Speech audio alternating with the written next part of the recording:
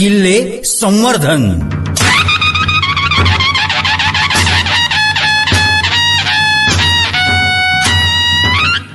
मुजरा राज.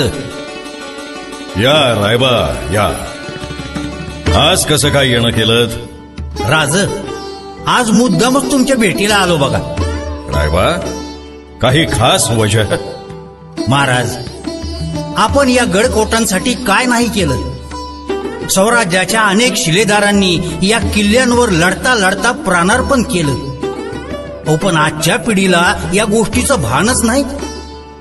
रायबा, आपल्या बोलण्याचा मतलब आमच्या ध्यानी नाही आला. राज, आजच्या तरुण पिढीला येड लागलंय, येड. अहो, सौताचा फोटो सौताच काढतात आणि सेल्फी का कुल्फी असं काहीतरी म्हणतात. म्हणजे आता मलाच कळना झालंय कसली ही सेल्फी का कुल्फी, आणि त्यात कसली आली हो शिवभक्ती. राज, कधी कधी जीव सुद्धा गमवावा लागतो या सेल्फी का कुल्फी पायी. रायबा, तुमचं म्हणणं पटतंय आम्हाला. महाराज, माझ्या बरोबर किल्ल्यांवर चाला. अहो, या आजकालची तरुण पोरं स्वतःच्या जीवाशी कशी खेळतात ते तुम्हासनी दावतो. हे राम्या, अरे कसला मस्त सेल्फी पॉइंट आहे बघ. हे ऐक ना, आपण त्या दरीच्या टोकाला जाऊ आणि एक भांना सेल्फी काढू बघ.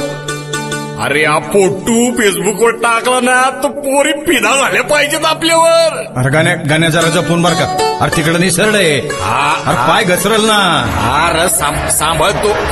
ए रम्या रम्या,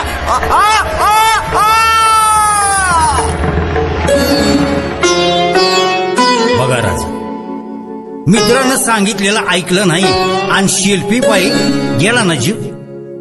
आता टाक फोटो फेसबुकवर, पोरी निदान श्रद्धांजली तरी वाहतील. राज, आता विषय निघालाच आहे तर या पोरांच्या विचित्रपणाचा आणखी एक नमुना दावतो तुम्हाला. ये बघा, अहो, ज्या टाक्याचं पाणी आपण पिण्यासाठी आणि देवपूजेसाठी वापरायचो त्याच टाक्यात ही पोरं कपडे काढून पुड्या मारतात. अहो, कसल्या तरी पुड्या आणल्यात बरोबर आणि त्या अंगाला लावल्या का निस्का फेस होतोय त्याचा. समद पाणी खराब करून टाकलंय बघा. राज, अहो, टाक्यांच्या खोलीचा अंदाज नाही यांना आणि पुड्या मारतायत. मरतय वाटतंय एखादं. ए रुपेश, अरे पोहायला येतं ना भाऊ तुला, मग टाक ती उडी. नाही भाऊ, म्हणजे पोहायला येतं पर इतकं चांगलं नाही नाहीये. अरे टाक ना भाऊ उडी, मी हाय ना इथं. तू म्हणतो तर टाकतो. टाक. जय श्रीराम.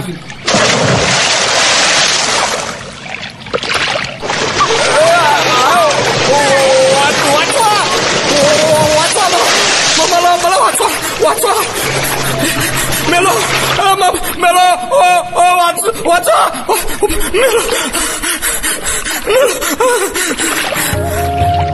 बघा मला, समधे पळून गेले. यानं मात्र मित्रांच्या सांगण्यावरून जीव गमावला. जगदंब जगदंब जगदंब. राज, किल्ल्यांवर अतिशहाणपणा करून या पोरांनी आपला जीव गमावला आणि आम्ही शत्रूशी लढता लढता स्वराज्यासाठी जीव गमावला. महाराज, हे तर काहीच नाही. आपल्या गडकोटांची शत्रूनही केली नसेल इतकी वाईट अवस्था करून ठेवली या प्रेमवीरांनी आणि बेवड्यांनी. राज, हे मंदिर आठवते किती श्रद्धेनं आपण इथं नतमस्तक व्हायचो, पण या बेवड्यांना आहे का त्याचं सोयर सुतक. रम्या, चल आज मजबूत पार्टी करू. अरे हेतच पिऊ आणि हेतच पडू. अरे कोण आहे इथं बघायला आणि विचारायला. हा भाऊ, चल एकदम कडक पेक भर बघ. अरे रम्या, या दारूच्या बाटल्या ना हा कचरा कुठे फेकायचा. अरे भाऊ, एवढी जागा दिसतीये ना. हो वावर इजावर. अहो, फेक ना त्या मंदिराच्या माग, कोण बघतय. बघा राज, निसर्गरम्य गडाची ही अवस्था बघा. आता मला सांगा, असल्यांचं बूड का बरं नाही शेकावं. रायबा, फितुरांना सोबत घेऊन शत्रूनं केलेल्या आक्रमण प्रसंगी आम्हाला जेवढ्या वेदना झाल्या नाहीत तेवढ्या वेदना आज ही अवस्था बघून आम्हाला होत आहेत. जगदंब जगदंब जगदंब. महाराज, अहो या समद्यावर कडी म्हणजे ज्या तटबंदी बुरुजावर उभं राहून आपल्या मावळ्यांनी ऊन पाऊस वाऱ्याची पर्वा न करता अहोरात्र जीवाचं रान करून ज्या गडकोटांचं रक्षण केलं, याच तटबंदीवर प्रेमवीर कसे एकमेकांच्या गळ्यात गळे घालून बसलेत बघा. राज, अहो त्यांचं म्हणणं तरी ऐका. सोनू, तुला माझ्यावर भरोसा नाही काय? आहे ना माझ्या राजा, तुझ्यावर भरोसा आहे म्हणून तर तुझ्या बरोबर फिरायला आले. जानू, तू म्हणाला होतास ना की तुझं नाव मी हातावर गोंदवून घेतो. ए मग दाखव ना, कुठे गोंदवलंस माझं नाव? ए सोनू, हाताचं काय घेऊन बसली? हे बघ, किल्ल्याच्या बुरुजावर लिहतो की तुझं नाव.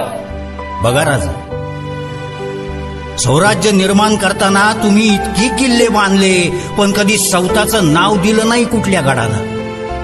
आणि हे बघा, स्वतःचं नाव बुरुजावर लिहून आपण खूप मोठा पराक्रम केलाय असं वाटतं यांना.